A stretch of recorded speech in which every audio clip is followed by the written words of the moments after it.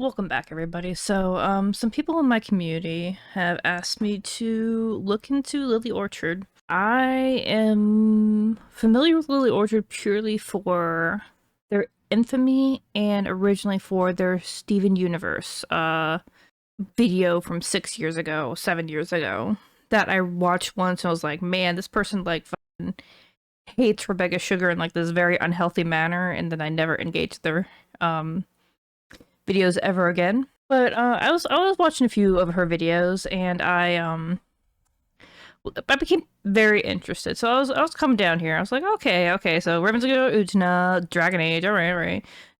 Death Meter Literacy. I'm currently watching that one. Eh. And I keep on scrolling. I keep on scrolling. I keep on scrolling. I keep on scrolling, and I see this one right here.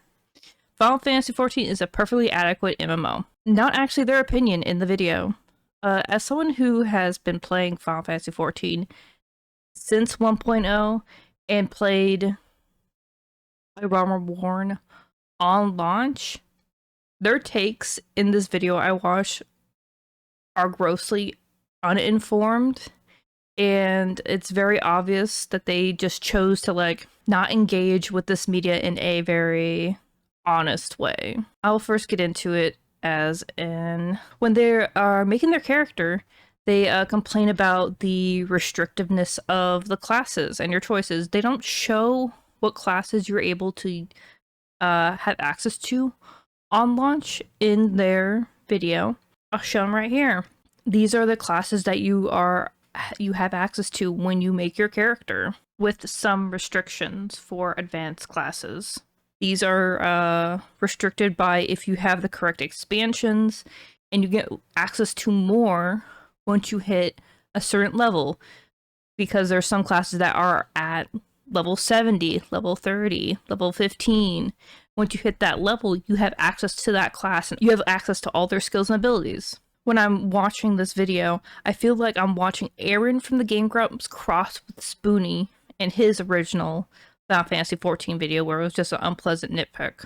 The Aaron comparison is specifically because of how they were reacting to being forced to complete tutorials so they understood how the game worked, which bit them in the ass later in the video where they didn't know how to do something specifically when the game told them how to. At 2:12, she says you cannot be a DPS warrior. Yes, you can.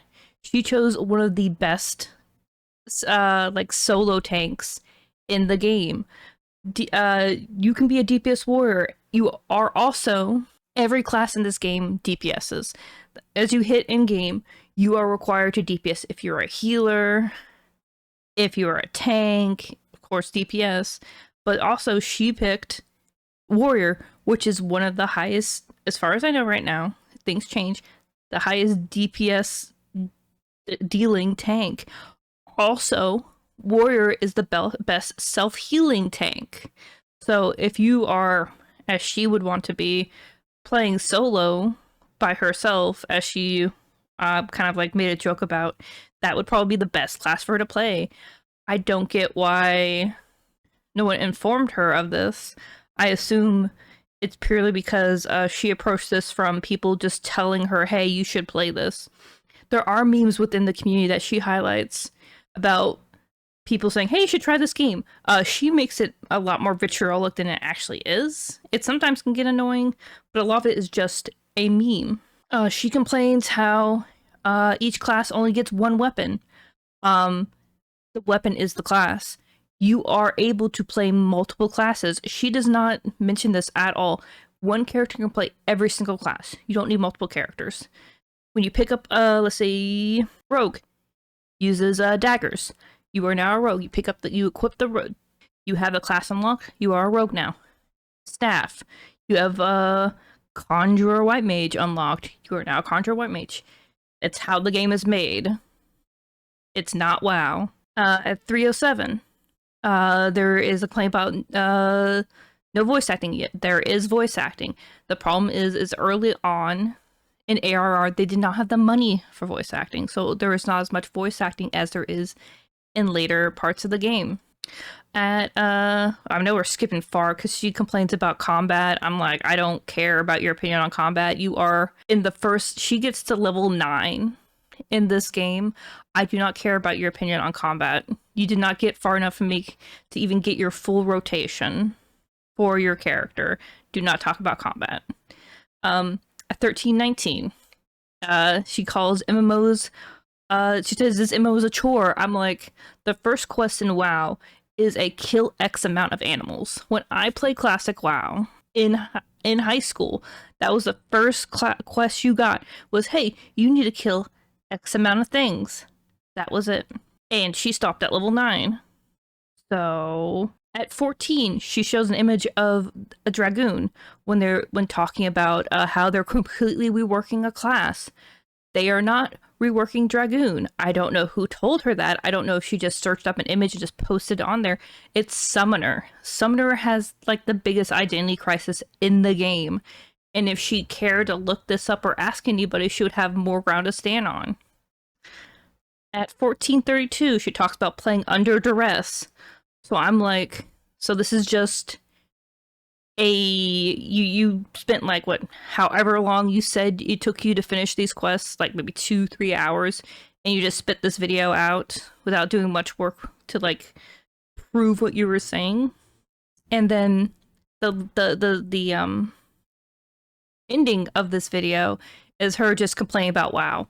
And I just at the time that Lily is playing, well, she talks about being a boring, people calling it a boring slog at 1738. The time she's playing 2 years ago, Yoshi P, the development team, has spent a lot of time streamlining ARR. I have played through A Realm Reborn like 12 times at different points throughout the existence of the game. The last time I played through, let me see, the last time I played through the very beginning of the game was probably 3 years ago. And by then they had streamlined a lot of the filler that people had issues with. Like the most painful quests to get through are now like completely gone from the game, which was the level 30 Titan quest. That has been stripped out and it's so much better now. There is another big thing I want to talk about that she completely misunderstands about what made ARR work and why we are in, why Final Fantasy XIV is still around. She says that they should just do, at 1815, she says they should just fire everybody on the team, all the senior members, everybody, and start fresh. Because, oh, that worked for Final Fantasy XIV. No. No. The reason the 1.0 relaunch to 2.0 worked is because the people who worked on it were there, except Yoshi P, the whole time. And they realized the mistakes they made that led them to that point. And it's about constantly humbling yourself and remembering like what you did wrong. There is a no-clip documentary where Koji Fox talks about, hey, we have to remember what we did wrong originally, or we're gonna make the same mistakes again. And at the very end of this video, she herself admits that at 1917, that she didn't come into this wanting to engage with Final Fantasy XIV. This was just something people had asked her to do, and she wanted them to shut up, essentially. Love Final Fantasy XIV. It's one of my favorite games. It's not perfect. She says, oh, what's your favorite quest line in Final Fantasy XIV? And I would say it is the weapon side story that comes after, I think it's Shadowbringers. It's a completely optional side story you can do that builds on the backstory of another character. Hey, Lily, if you watch this, you know, if you get further enough into Shadowbringers, there's Nomura did character design for a really hot goth lesbian. And there's a cute, like, little lesbian sub-story that happens. Maybe if you would just spend more than, like, an afternoon trying to play this game and pretending like you made even a small dent and even have ground to stand on your opinion. I'm like, at least get your full rotation before you start complaining about combat. Like, holy shit. So this is kind of a test out for, like, how I think I want to engage with like Lily's content. I know that apparently she's very weird with copyright and just will like copyright strike anyone who criticizes her, at least from what I heard. So I probably will, because I'm like a fucking nobody. I probably would just be watching her stuff and then going over my opinions over her points.